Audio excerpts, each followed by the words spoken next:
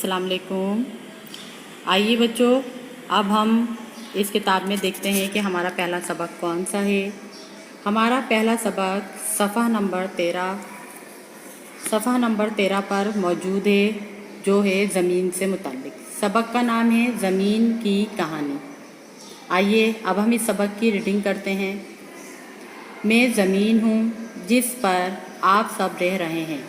मैं कब वजूद में आई, इस बारे में मैं कुछ नहीं जानती। आप लोग सदियों कहते हैं सालों को, सदियों से ये मालूम करने की कोशिश में मसरूफ़ हैं कि मैं कब वजूद में आई, लेकिन आप भी अभी तक किसी हतमी कहते हैं आखिरी हतमी नतीजे पर नहीं पहुंच पाए हैं, बस अंदाज़े ही लगा रहे हैं। हाँ, मैंने अपनी पैदाइश के बारे में एक कहानी सुन रखी है। वो कहानी कुछ यूँ है कि वजूद में आने से कब्ल कहते हैं पहले। कब्ल में भी सूरज का एक हिस्सा थी। सूरज के बारे में आप जानते हैं कि वो नहायत गर्म है। मेरे वजूद में आने से पहले सूरज तेज़ी से घूमता था। तेज़ रफ्तारी के बाइस इसका एक हिस्सा अलग होकर गिर पड़ा। वो हिस्सा मैं ही थी। जब मैं सूरज से अलहदा होकर नीचे गिरी तो उस वक्त मैं भी सूरज की तरह इंतहाई गर्म थी। इस गर्मी के बाइस मेरे ऊपर किसी भी चीज़ का ज़िंदा रहना नामुमकिन था।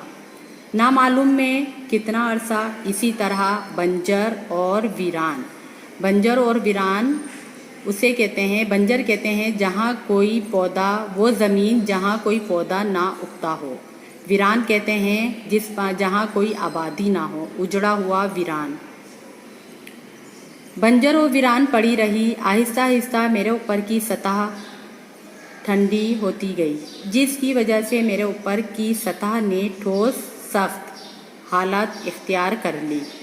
फिर मुझे अपनी जगह कायम रखने के लिए मेरे और आपके खालिक कहते हैं बनाने वाले को, जिसने हमें पैदा किया। खालिक ने मेरे ऊपर पहाड़ खड़े कर दिए। पहाड़ जहाँ मुझे अपनी जगह कायम रखने का सबब हैं, वहाँ उनकी वजह से मेरे हुस्न में भी इजाफ़ा हुआ है।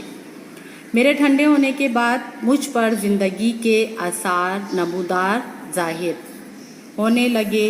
कहा जाता है कि इब्तिदा में मुझ पर खौफनाक किस्म के जानवर आबाद थे, लेकिन वो रौनक नहीं थी जो इंसान के आबाद होने के बाद हुई है। मेरी रौनक को बढ़ाने के लिए अल्लाह ताला ने मेरी ही मिट्टी से इंसान पैदा किए। इंसानों के अलावा और भी बेशुमार मखलूक़ात मुझ पर आबाद हैं। ये सब अल्लाह ही की मखलूक हैं, लेकिन ख़ुद अल्लाह ने फरमाया है कि तमाम मखलूक़ात में से इंसान बेहतर और अफजल मखलूक है। इंसान को अल्लाह ने इल्म के साथ सोचने और समझने की सलाहियत अता की है।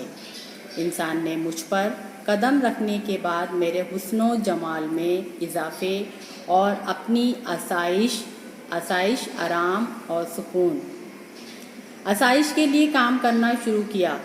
मुझ पर इंसानों के आबाद होने के साथ ही किस्म किस्म के खूबसूरत परिंदों और मासूम जानवरों ने भी बसेरा करना शुरू किया। बसेरा आबाद होना। उन तमाम बातों से मेरी रौनकों में रोज़ बरोज़ इजाफ़ा होने लगा।